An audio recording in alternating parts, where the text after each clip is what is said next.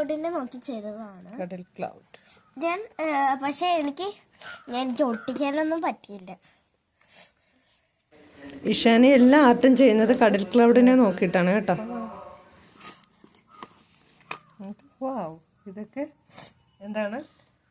ഇത് സ്റ്റാപ്ലറിന്റെ പിന്നെന്തോ പിന്നെ ഇത് എറൈസർ.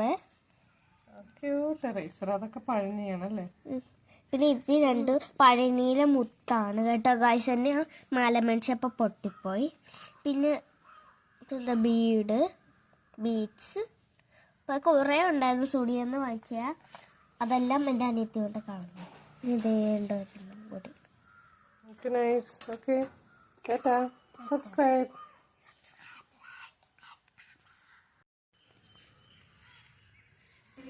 നമ്മൾ കുഞ്ഞാവേനെയും കൊണ്ട് കുഞ്ഞാവയ്ക്ക് ഇഷ്ടമുള്ള സ്ഥലത്ത് വന്നിരിക്കുകയാണ്. ഇത് ഞങ്ങളുടെ അമ്പലത്തിൻ്റെ പറമ്പാണ് കേട്ടോ. ഞങ്ങളുടെ അമ്പലപ്പറമ്പാണിത്. മഴ കാരണമാണ് ഇങ്ങനെ കാട് പിടിച്ച് കിടക്കണം കേട്ടോ.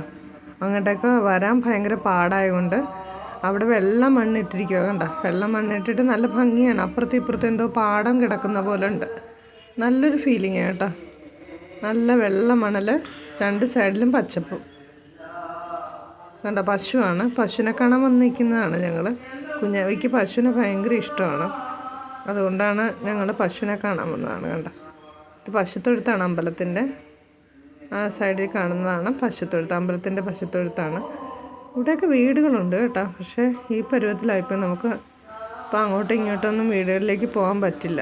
ഇതെന്താ ഞങ്ങളുടെ ഒരു ചെറിയ പെട്ടിക്കടയായിരുന്നു. അവിടെ ഒരു അശോകൻ ചേട്ടൻ എന്ന് പറഞ്ഞൊരു ചേട്ടനുണ്ടായിരുന്നു. പുള്ളിക്ക് ഇപ്പോൾ സുഖമില്ലാത്തത് കൊണ്ടാണ് അത് തുറക്കാത്തത്.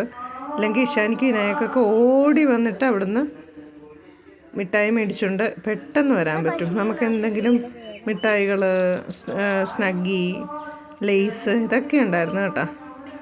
പിന്നെ പരിപ്പുവട, ഉഴുന്നുവട ഞങ്ങളുടെയൊക്കെ ഒരു ആശ്രയ കേന്ദ്രമായിരുന്നു.